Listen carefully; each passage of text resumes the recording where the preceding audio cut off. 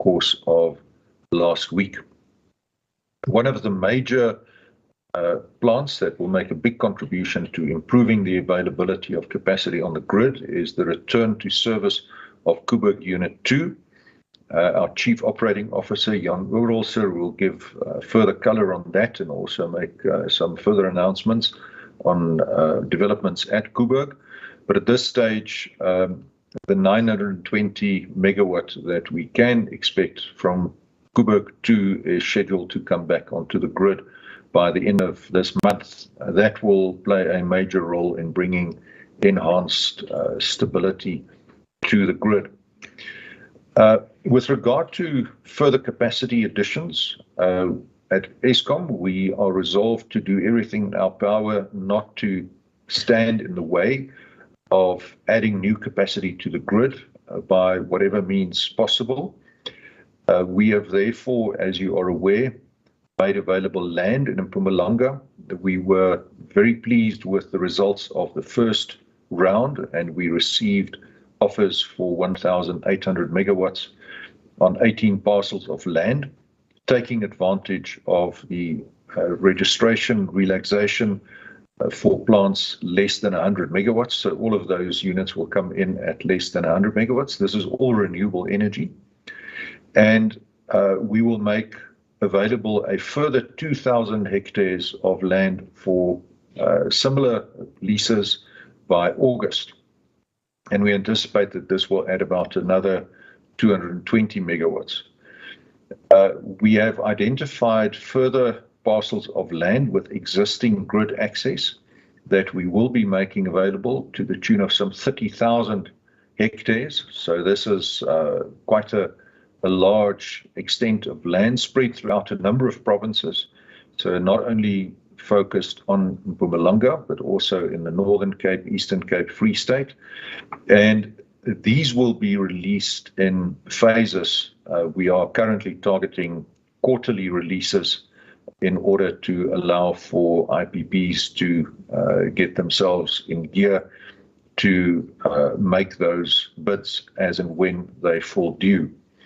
We anticipate that this will rapidly accelerate the addition of more generation capacity to the grid, and we are quite pleased at this opportunity that has been identified. I may also add that from a grid access perspective, we've been working very hard to streamline our grid access protocols, and we have halved the time for us to afford grid access from an initial 210 days to 105 days, from the first cost estimate letter to acceptance of the budget quote. This, I think, is a very good achievement. We are not resting on our laurels. We want to further improve and streamline that process, but I want to particularly recognize our colleagues who are doing really good work on removing any further obstacles to adding generation capacity by being as flexible as possible. Of course, this new generation capacity will not come online as quickly as we would like to, but we anticipate that over the coming 18 to 24 months, we will see substantial new capacity additions based on the results of our land lease program, as well as bid window 5, bid window 6, and other interventions that are under the control of the IPP office operating under the auspices of the Department of Mineral Resources and Energy. The outlook, therefore, for load shedding is that there is light at the end of the tunnel, but we do appeal to South Africans to continue to conserve electricity. I have received many reports of streetlights being on during the daytime, office buildings with all lights burning at night. I can't imagine for a moment that we have so many hardworking office workers throughout South Africa that all of the office lights need to be on all of the time. And we appeal to all energy users to conserve electricity, particularly during the peak hours of 5 in the afternoon until 10 o'clock at night. We fully appreciate that it is cold, that people wish to make use of heaters, but we really do request your support to ensure that your electricity-hungry appliances, such as geysers, swimming pool pumps, and so forth, do not operate during these peak periods. If all 60 million South Africans make a contribution, we will really see a difference on the grid. And of course, the sooner that we can bring our peak demand down, the sooner we can relieve the impact of load shedding. So everybody's support in this regard will be highly appreciated. I thank you for your continued patience and understanding. We really are doing everything that we can to try and resolve this electricity crisis as soon as we can.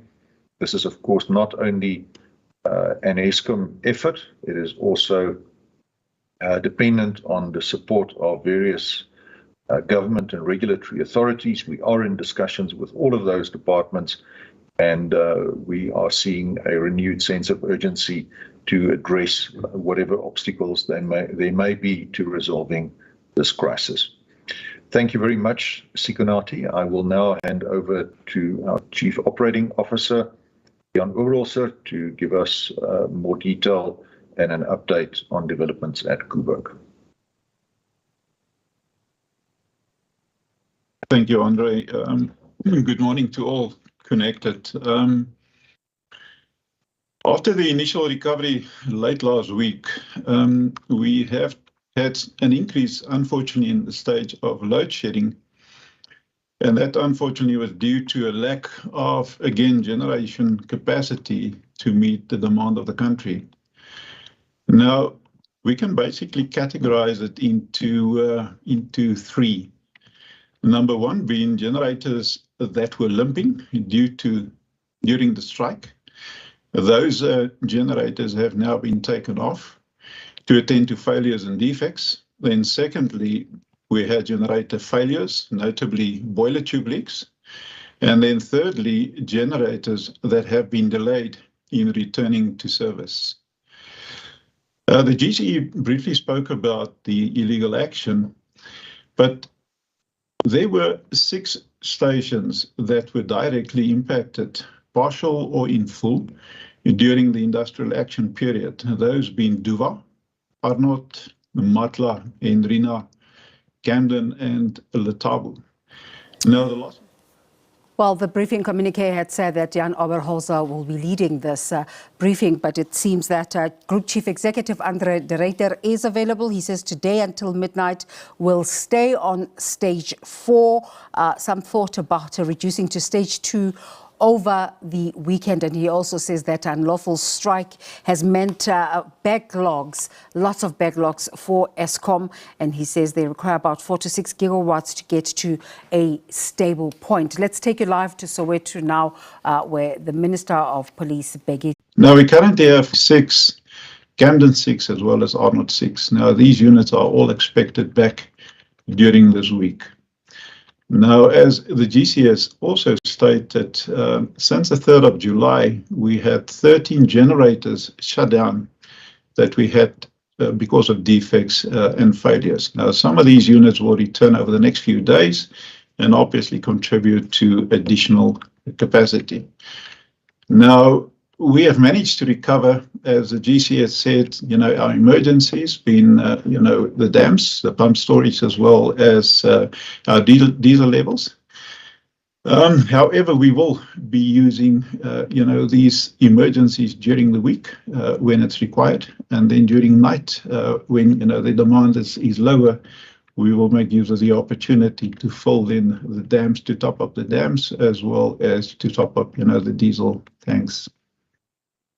Now, the system is being monitored very closely, and as soon as the situation allows, we will most definitely ensure that the load shedding stage is reduced. And obviously, the intention is for, in about 10 days or so, that we trust by then we'll be in a position, to lift load shedding. However, the risk remains. Because of the unpredictability and unreliability of the system that we are running. Now, I would like to make use of this opportunity to also inform the public of certain leadership changes in the nuclear operating unit. Now, after 27 years in service of Eskom, Ridwan Bakadin, our Chief Nuclear Officer, will be departing from Eskom by the end of July to join a Canadian nuclear utility in an executive position. Now, Ridwan, we wish you well and all the best, and thank you for your contribution. Now, Keith Featherstone, a long-standing nuclear executive with over 30 years of nuclear experience, as well as a previous Koeberg Power Station manager, will be acting in the Chief Nuclear Officer role. Then the World Association of Nuclear Operators, WANO, in Atlanta in the United States, has selected the current acting Koeberg Power Station General Manager, Nomawethu Mtwebana, to join as a reverse loanee for the next year, whereafter she will then bring this learning experience back to Koeberg. Now, Mahesh Valatham, a very long-standing senior manager with over 27 years of nuclear power plant experience, will be filling the role at Koeberg Power Station as a general manager in an acting position. Now, I wish to assure the public of South Africa that Eskom has a sufficiently experienced and competent executive team to continue ensuring a safe and smooth operation at Africa's only nuclear power station. Now, Eskom, we intend to fill both the Koeberg Power Station General Manager as well as the Chief Nuclear Officer positions as soon as possible. I'd like now to ask Rulani Matabula, the current acting Group Executive for Generation, to take us through some more detail on the generation system. So thank you, Rulani. Thanks, Jan, and good morning to all the members on the team.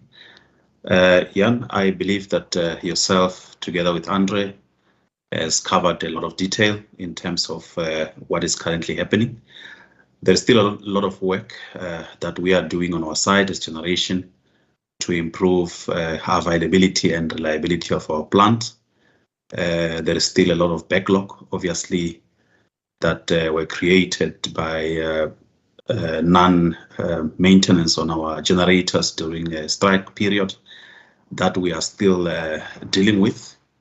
A lot of work has been done already within the week that employees had been back at work, and we have returned a number of machines. And as Andre indicated, we still have got many machines that we still have to bring on load.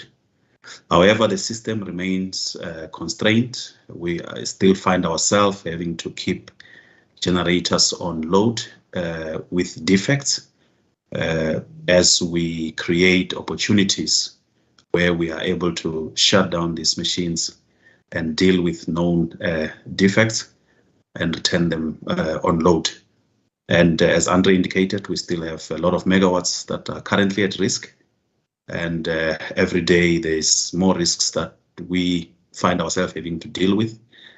However, with the progress that we have made thus far, since the employees have been at work, I'm confident that we should be able to see a greater increase in our energy availability throughout this week that can lead us to reducing and minimizing the stages of load shedding in this week going forward. So thanks, Jan, and over back to you, Sekonati.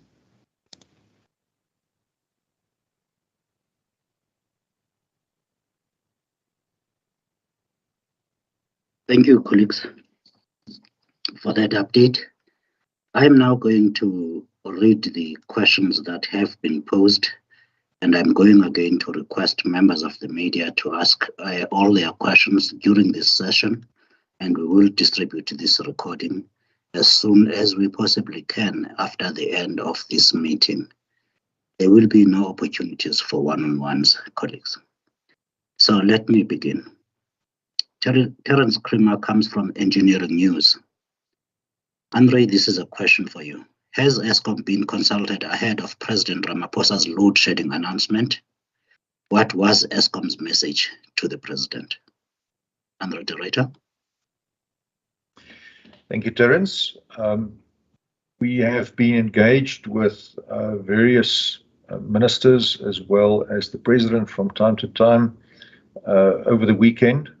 Numerous meetings have taken place at official level with representatives, DGs from various departments, as well as representatives from the presidency. So there has been a lot of activity over the weekend. Lots of plans have been considered. I don't want to make any announcements in this regard. I think the president's message speaks for itself. So to answer your question, we are very much involved in the discussions, and our inputs are being taken into account. And we are working in a very close and collaborative fashion with all the role players in government to try and accelerate our solutions that we have to bring on more capacity to the grid as soon as we can, in keeping with what the president has said in his message to the nation earlier today. Thanks, Sekonati. Andre, Chris Yeland says it feels like the stage 2 to stage 4 Eskom load shedding that was previously experienced intermittently in 2021 and the first half of 2022 has morphed into a more permanent and continuous part of our lives. Is this the case for the foreseeable future? Andre? Chris, I think the answer to that is that we need more capacity on the grid, which is what I personally have been saying for the past 2.5 years. If we have 4 to 6 gigawatts more capacity on the grid, then we are able to minimize load shedding and also create the headroom for Relani and his team to carry out the much needed maintenance on units that are at risk, but also to do the planned maintenance, which we are still catching up on. The energy availability factor, as you know, has been declining over a number of years, and that trend is very difficult to reverse if we do not have the headroom to carry out the maintenance. And therefore, the answer to load shedding, again, we keep on circling back to the same response, is seeing how we as South Africa can add more capacity to the grid sooner rather than later. And that's exactly what the discussions have been focusing on that I referred to earlier. So the risk of load shedding will remain until there is more capacity available to the grid. Thanks, Sekonati. Thank you, Andre. The next question comes from Antoinette Sabet of Rapport. This is for you, Sekhumoto Skepas. To which countries is Eskom exporting electricity, and how has this been affected during the current period of load shedding?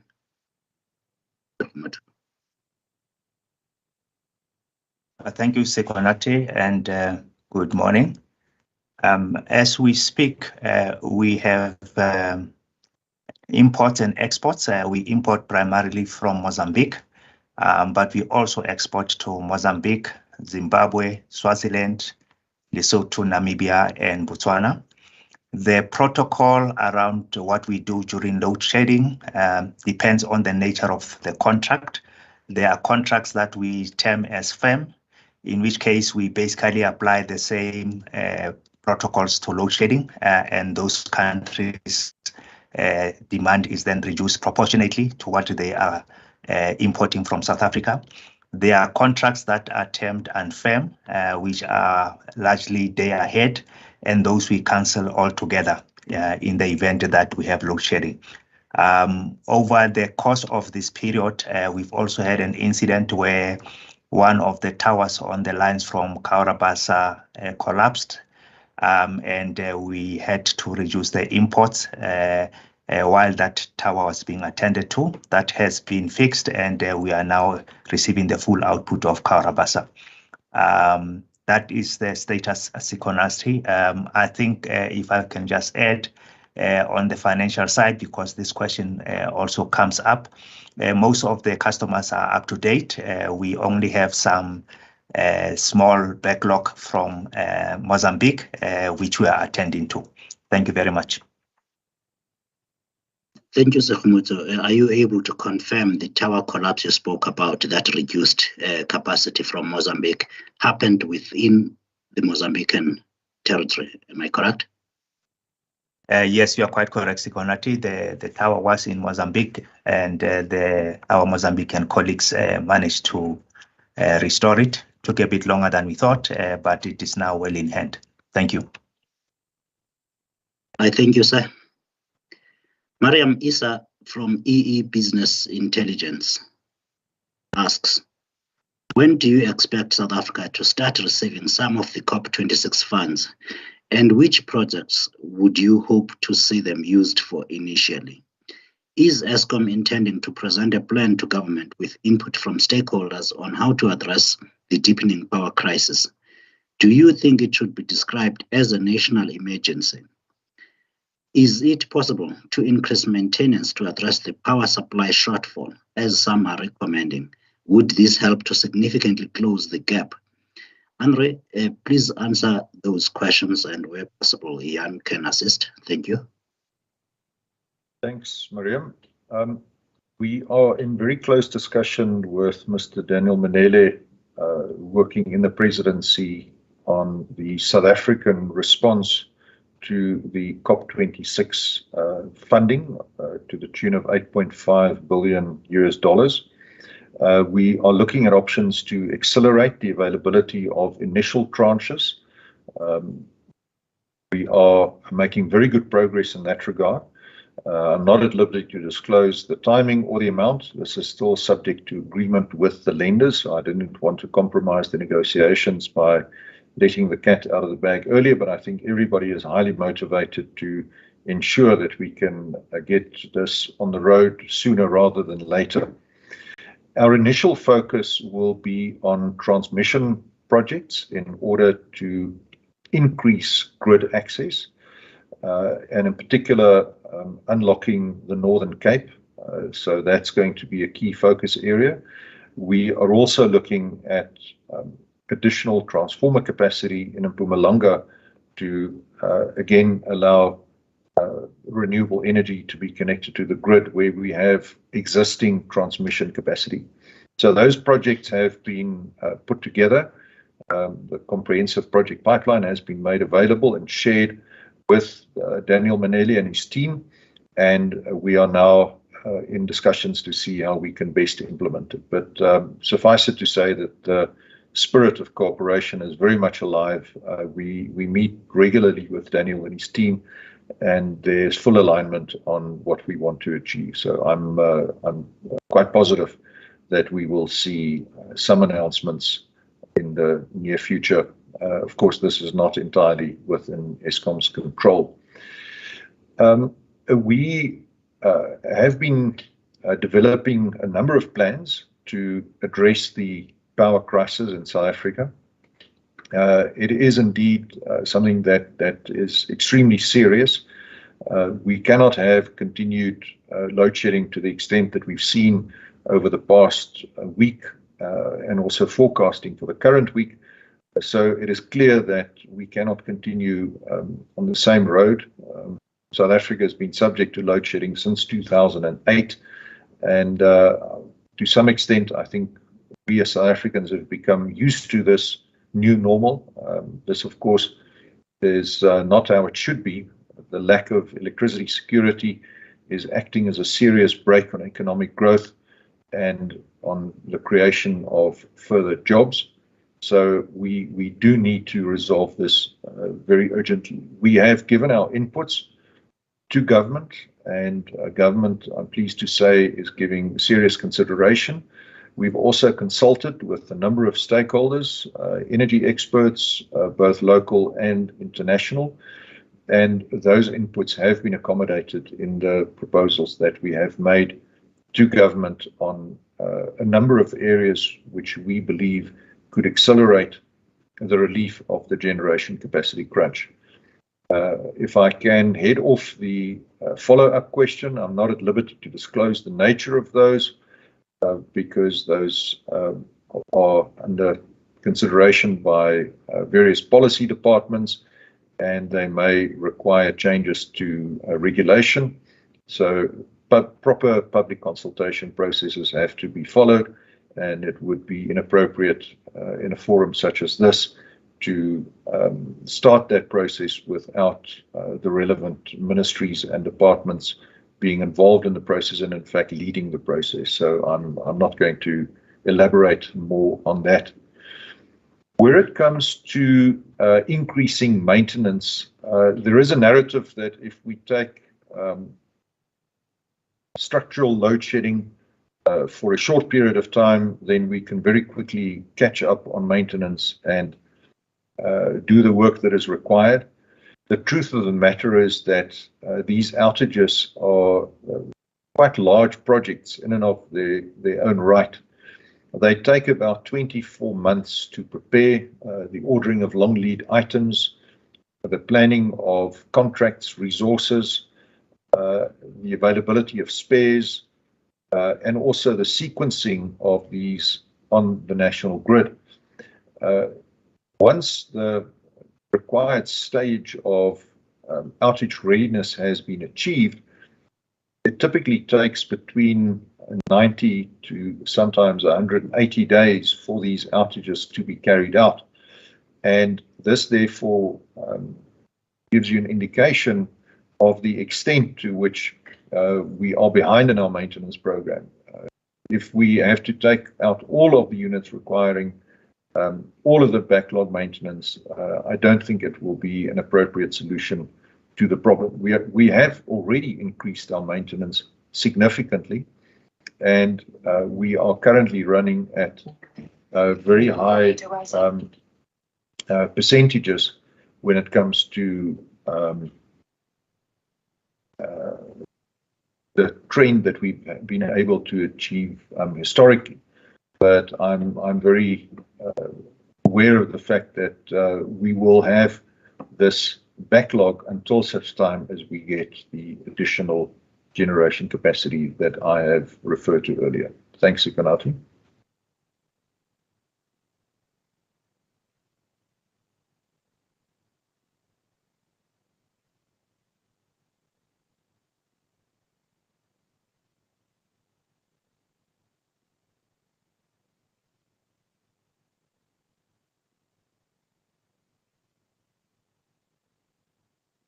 Sikanati, you can take over. Or are you connected?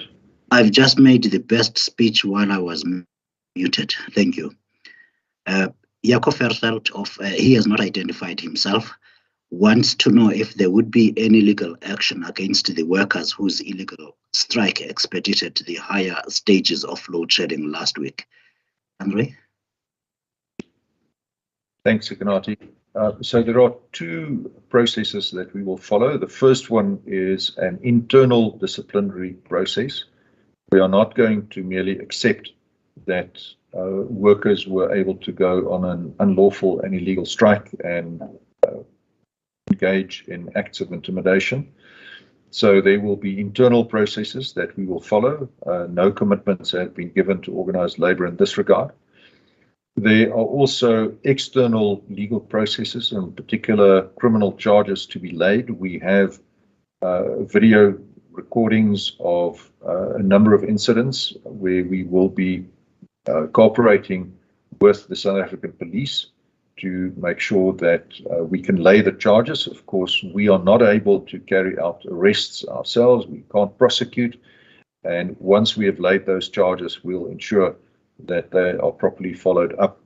We were also greatly heartened by announcements by both the National Commissioner of Police, General Masemola, as well as by the President, that a task force has been established to address the ongoing scourge of crime and corruption, as well as sabotage in Eskom, which has been having a very serious negative impact on plant performance.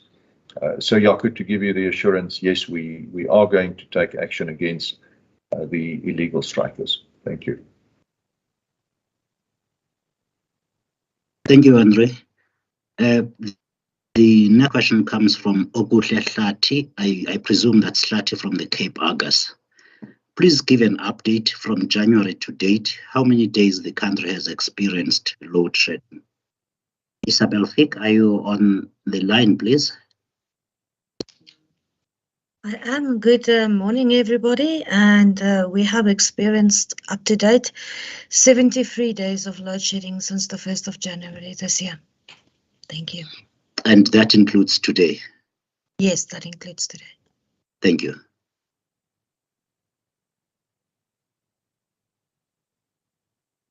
Chris Yelland, again, wants to know, please can the CEO advise whether the Eskom board has approved in principle to sign power purchase agreements with the car powership IPPs, whether Eskom intends to sign these PPAs, and or under what preconditions will Eskom sign these power purchase agreements, such as obtaining indemnity from any liability arising from signing the PPAs. And he says, please clarify, is Unit 2 of Kubernetes being synchronized to grid end July with the full power 2 weeks later? Andre? Right, Chris, I don't think it's quite appropriate for us to negotiate through the media, and certainly not to reveal or make announcements on the board's stance when final decisions haven't been taken. The status quo with regard to Eskom's position vis-à-vis the car powerships contract has not changed, and we remain in negotiations with the IPP office with a view to resolving the outstanding legal matters, and in particular our request for an indemnity having regard to the ongoing litigation and potential legal risks surrounding the powerships contract. So that is the latest state of play. Nothing has changed. So I'm not in a position to add anything further. Can I ask Jan to respond to the Kubernetes Unit 2 question, please? Good. Thank you, Andre. Chris, yes, you are spot on. The intention is, and the plan is to synchronize on load Unit 2 before the end of July, as we've said. And then typically it takes a ramp-up period of up to 10 days, not 2 weeks, but up to 10 days to get to full capacity. Thank you.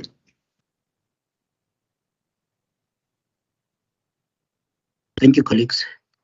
Mariam Issa of EE Business Intelligence has a question again for you, Jan.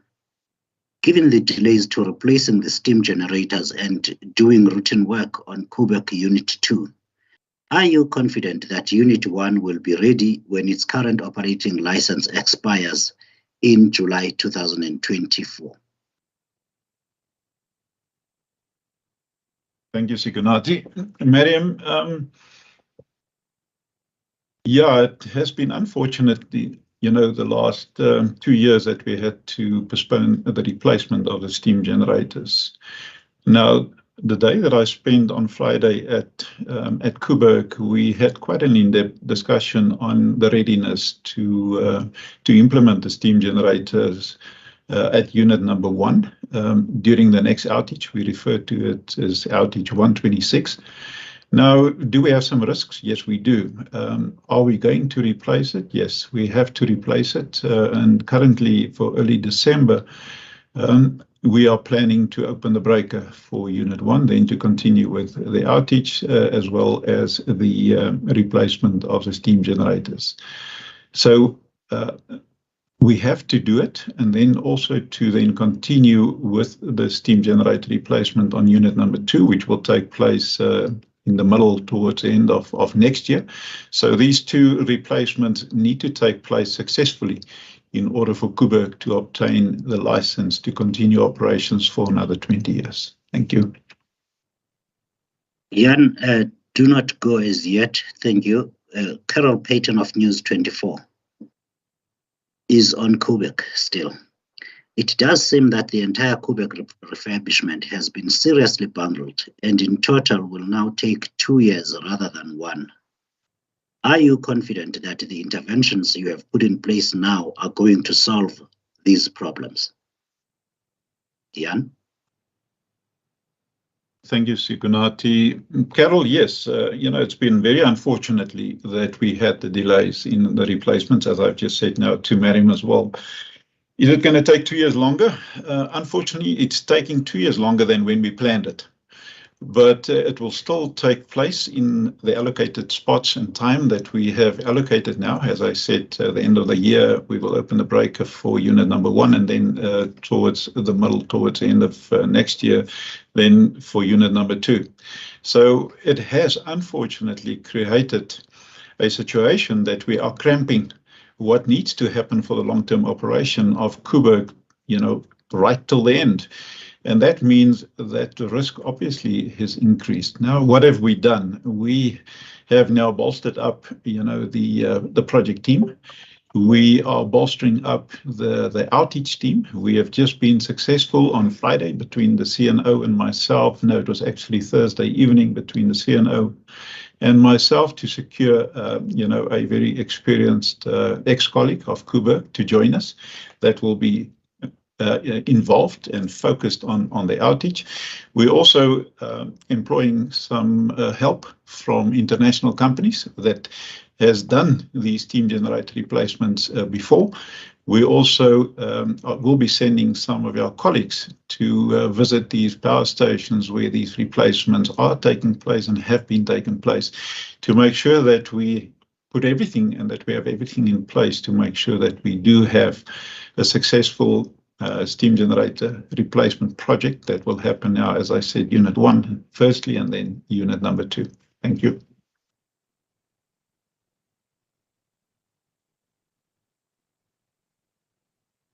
Thank you, Ian. The next question comes from Hammond, who has not identified himself. Please share some insights in how load shedding schedules are carried out. Is it manual with people driving around to switch on and off, or is it automated? Sekhumoto or Isabel, can you help us with that question, please?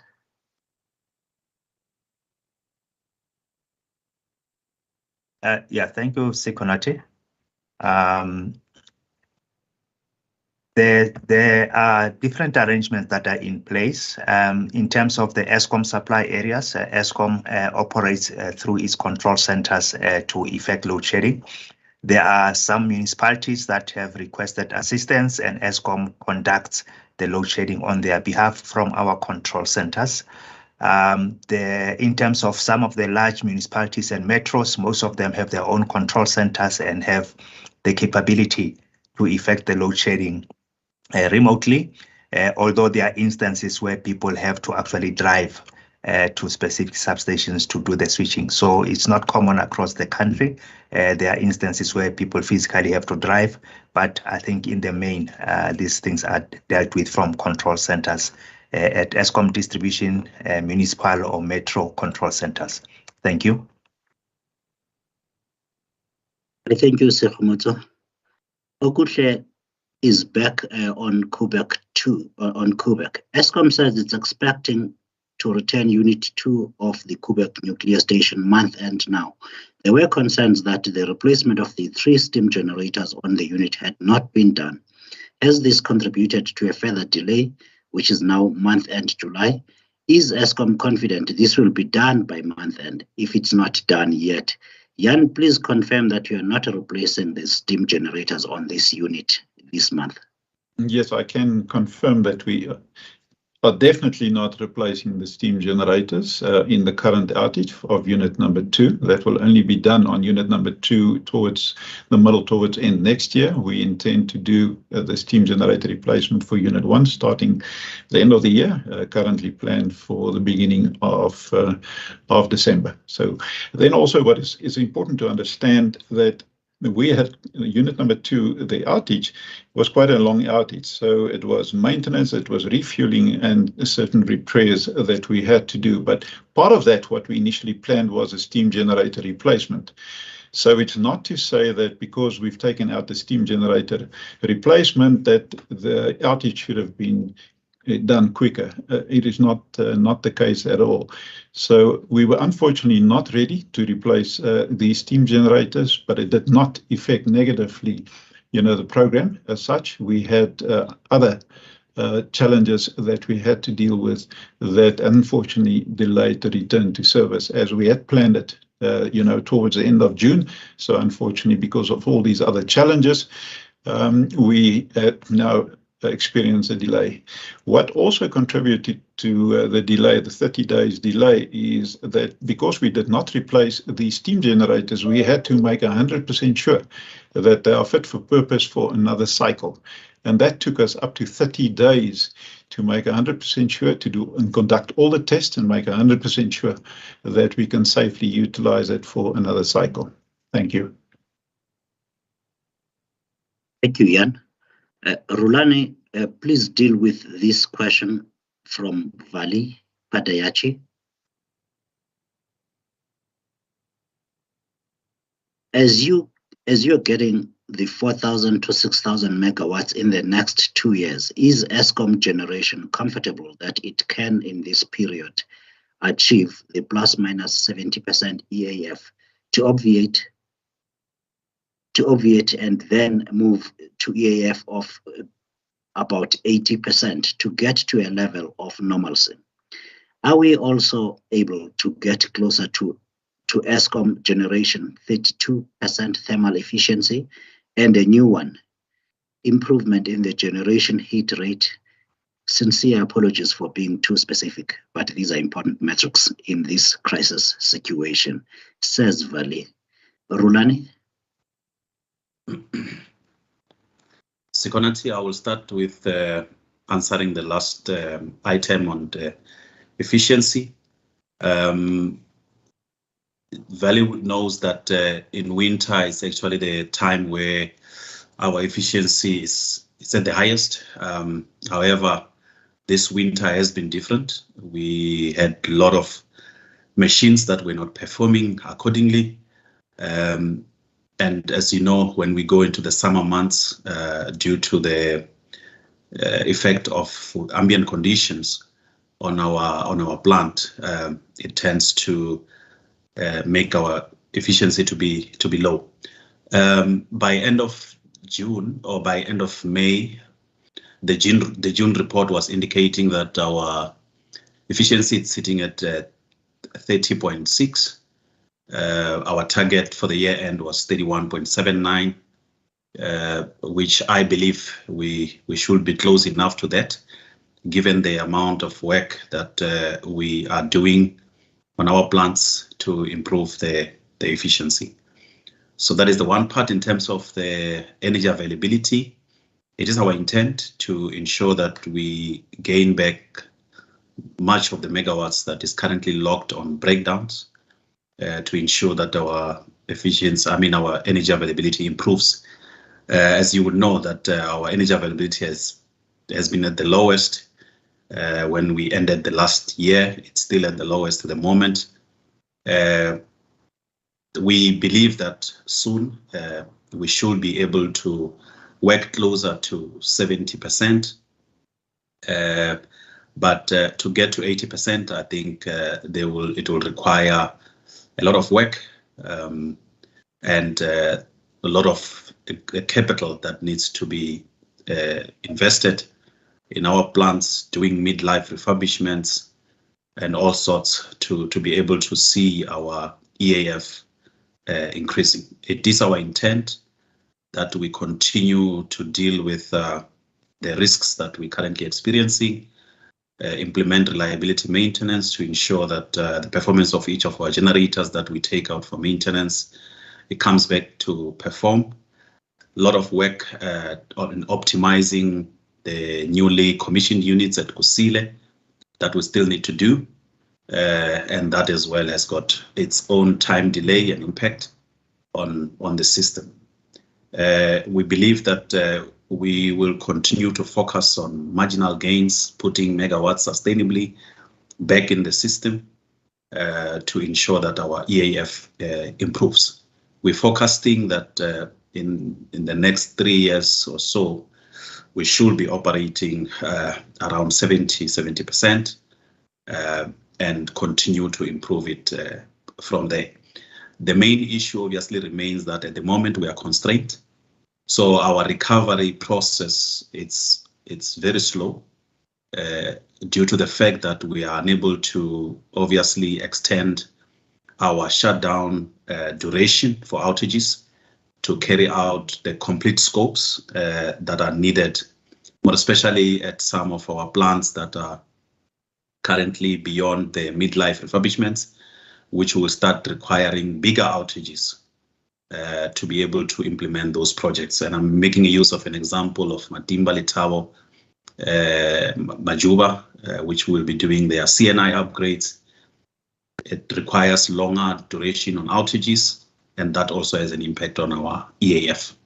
So between, in the next 3 years, we intend to be implementing these projects to ensure that the machines that will be running, obviously beyond 2025 and beyond 2035, we ensure that they are reliable. So the amount of work that we need to do will require that we take longer outages, and that has an impact on how much EAF do we have on year on year. So hence our improvement from where we are to go beyond 70 will take some time, as we need to create space to do these midlife refurbishments on the example of the 3 stations that I just mentioned. Thanks, Sikonat. Rulani, thank you. Do not go, please. Vali has a follow-up for you.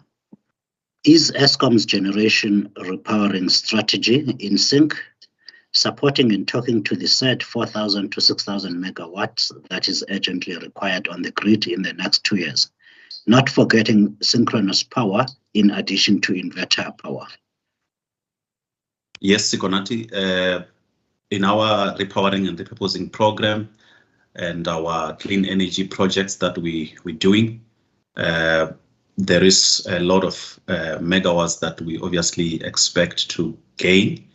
However, many of those projects will start taking shape in terms of putting megawatts on the grid 2 years from now. I believe, obviously, you would know that many of these technologies that we are obviously considering, wind, solar, to be in comparison with base load, we normally would require twice the size. So we will participate and contribute some megawatts on this 4,000 to 6,000 in the coming years. However, I believe that there is a lot that still needs to be done to make sure that we put more megawatts on the grid through renewable technology. And yes, we are also considering the synchronous condensers as part of our technologies at the stations that are shutting down, the stations that are going through the repowering and repurposing program. Thanks, Sukunati. I thank you, Rulani. The last question for the day comes from Clyde Merinson, and it is for Isabel Fick to respond to. Would it be possible for smaller local municipalities in good standing on their Eskom accounts to migrate from scheduled load shedding to offering Eskom demand response ancillary services, similar to some energy-intensive users? These services would then replace the requirement of participating municipalities to shed the load. Isabel, please. Thank you, Sikonati. Indeed, DR is something that we do use quite a bit. However, it only applies for about 2 hours in a day. Whereas to load shedding schedules are for much longer periods than that. So if municipalities were to deliver DR services to us, and we were to then say, no, you will not be load shed, it means that that burden of the amount that they would have load shed will then go on to other customers. So in that regard, it does not make a lot of sense. However, from an ancillary services perspective, I am pretty sure that there's a lot of ancillary services that we can be talking about, not just in terms of DR, but also others. So of course, we're open to discussion. Anything that can help at this stage for the grid is fine, but to do that as an offset for load shedding, it is not going to assist the overall picture. What it will do is it will put a greater burden on some of the other municipalities. Thank you, Sekinati. Thank you, Isabel, and thank you to all colleagues for helping with this media briefing. Just a few housekeeping rules before I ask our moderator to close. We have just, the statement on the leadership changes at Quebec is just about to go out, and you do not need any voice note for that. Jan has spoken to it. And secondly, please again use this recording for your media requirements during the day. We will then make contact with an update tomorrow on the load shedding situation. Not much has changed and will change.